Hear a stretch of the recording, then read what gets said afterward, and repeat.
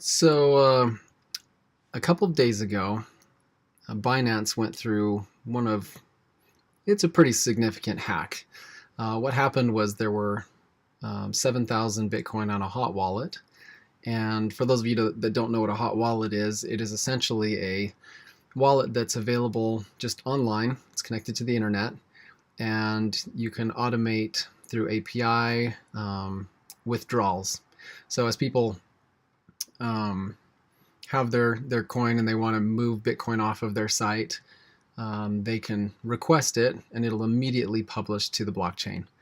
So a hot wallet represents convenience.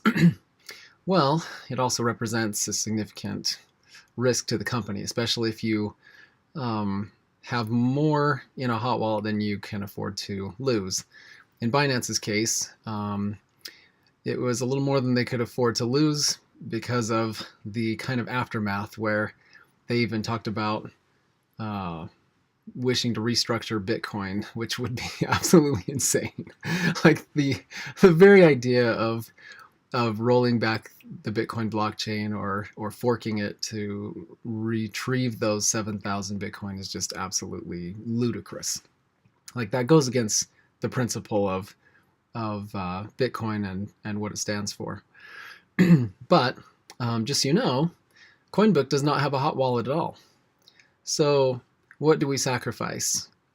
People have to wait 15 minutes for an admin to submit it to the blockchain, or so it requires a little more patience.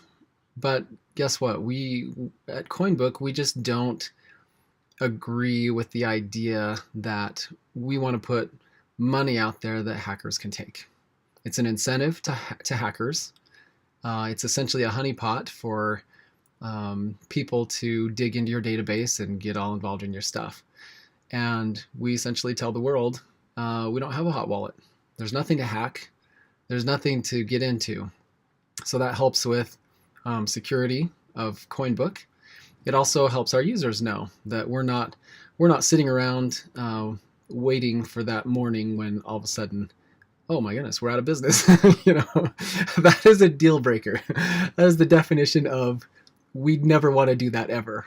So people that get it, people that have been hacked, people that have had money lost from an exchange, they understand what we're doing at CoinBook and they love it. They really appreciate it.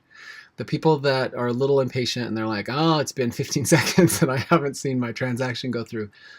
I'm sorry, but there are things we are willing to make a little bit of that inconvenience for the protection of the company and the protection of everybody else's funds that we are holding in custody.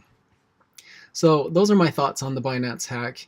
I know they will change things and they'll probably do things different. But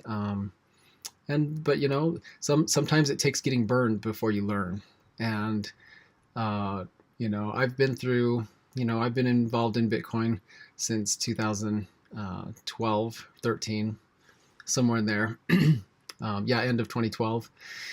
And I got burned with Mt. Gox. I got burned with Cryptsy.